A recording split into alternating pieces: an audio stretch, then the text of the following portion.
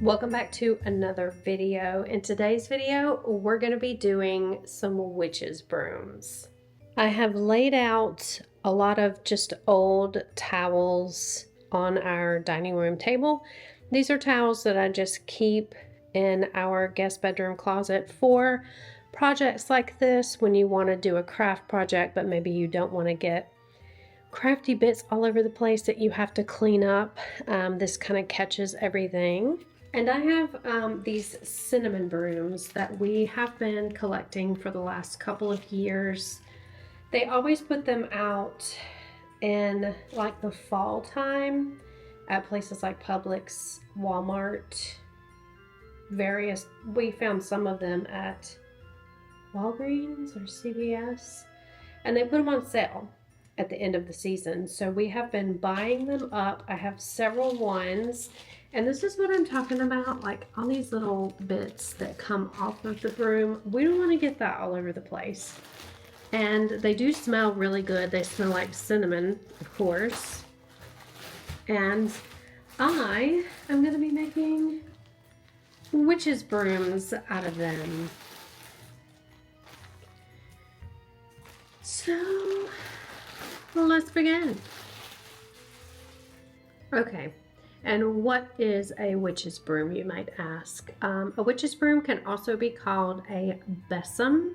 They can be used in purifying rituals, and a lot of people just make them and keep them at their front door, or they'll hang them over their doorway to keep away evil spirits, to ward off negative energy, and to allow only good energy to enter your threshold. And what we're going to be doing is adorning them with some pretty things.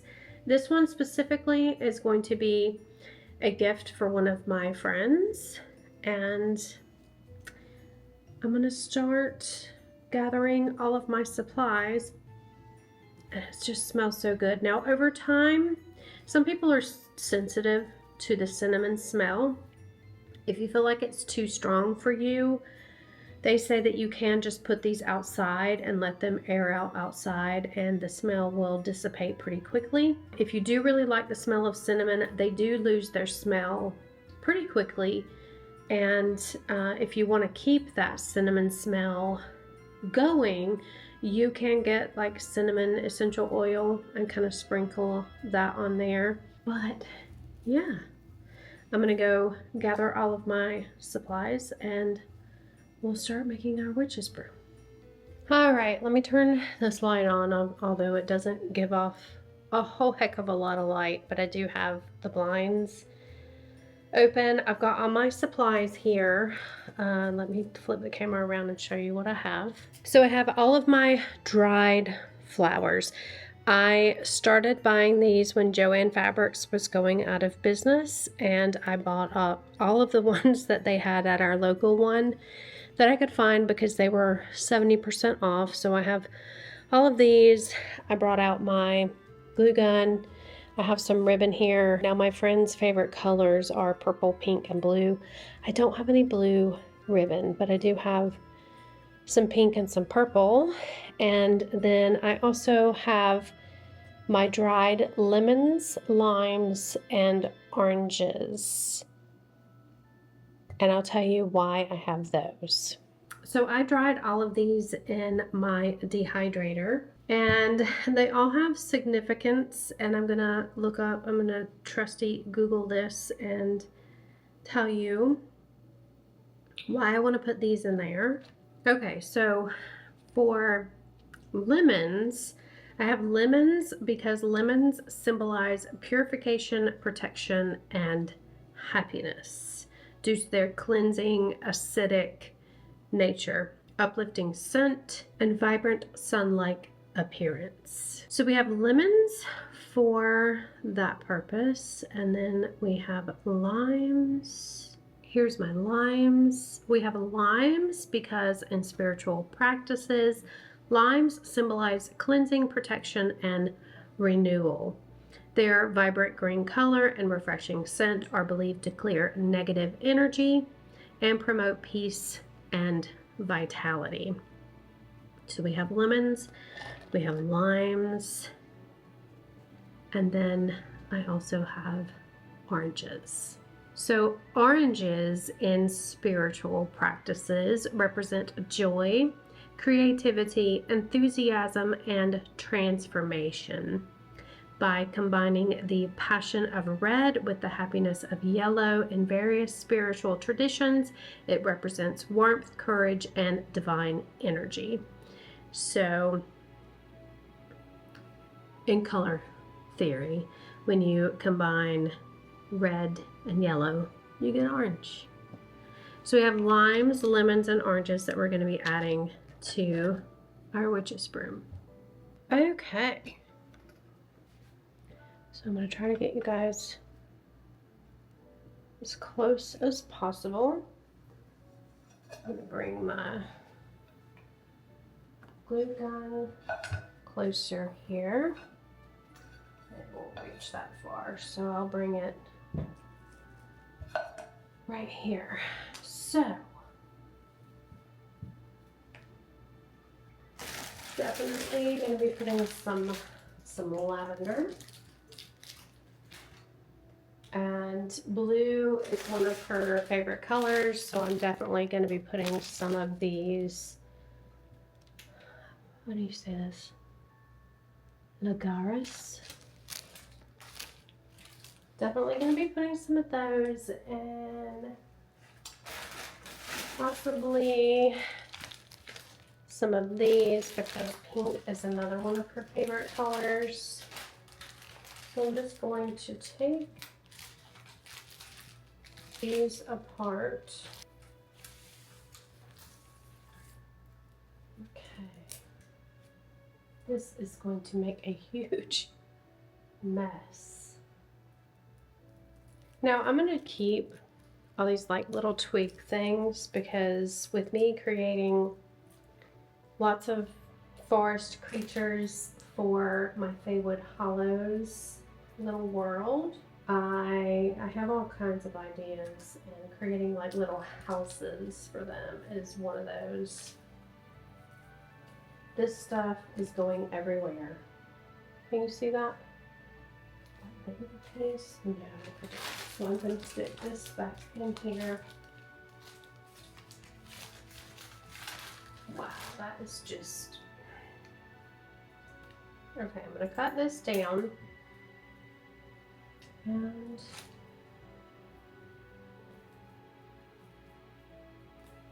I'm just going to glue this down in there.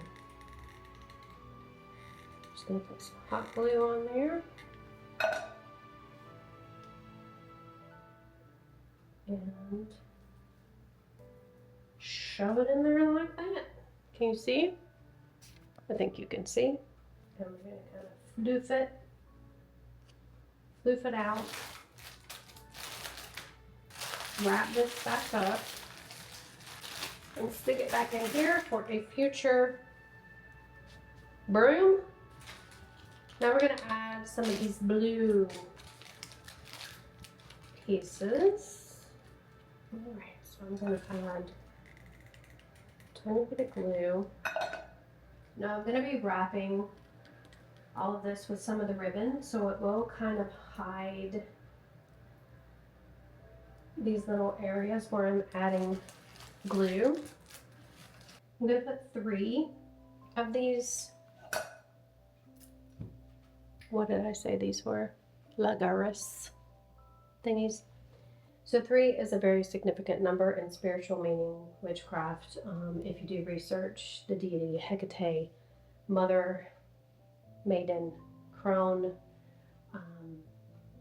it's just a significant number. So I'm going to put 3 of these on there. I'm trying to figure out why there's a car parked in front of our yard. I don't know who that is or why they're there. Alright, so I think that that's enough of that. I'm going to wrap this back up. Okay. So we're definitely putting some lavender in there. This is going to make a huge mess. Absolutely huge. mess. Great mess. And it still smells so good. I love the smell of lavender. I love lavender, period. It's so calming. We're gonna put some of that in here. I don't really know the best way to go about all of this, to be quite honest with you. Okay. But I don't really know how to wrap this back up where it's becoming like a huge mess. So I'm just gonna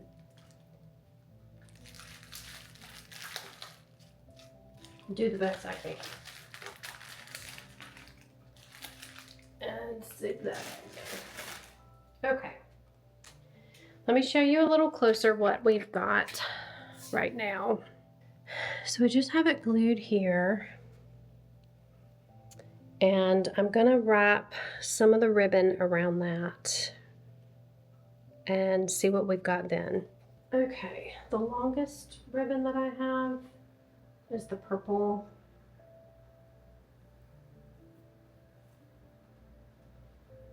But this pink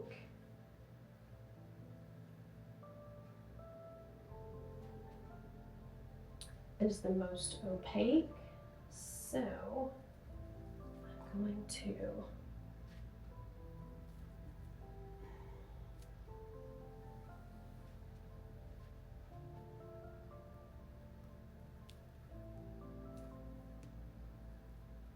because you're not really going to see it because I'm going to be putting the what am I trying to say? Limes, lemons, and oranges. I get a really pretty piece of orange. There's a really pretty piece right there. I'm going to put that right in the center. And then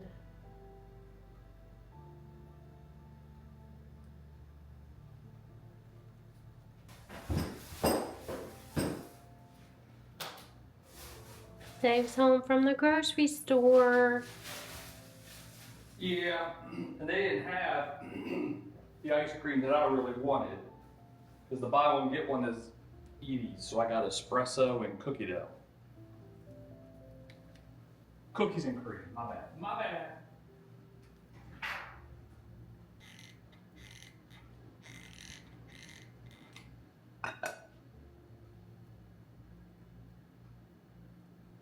Well, my ribbon has tangled all up. Oh, great.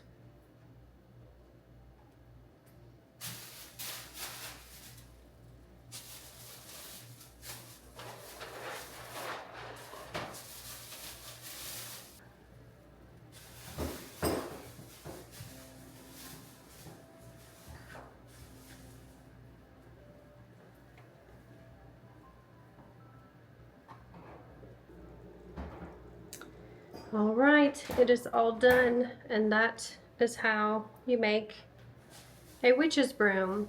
You can add lots of other embellishments. You could put bells on it. You could put charms on it. Some people do lace, but I just wanted to make this one really quick for my friend because I'm seeing her this weekend, and I want to give it to her so that she can put it out for Halloween. Mine, whenever I do mine, I will leave out all year. But that's how you do it.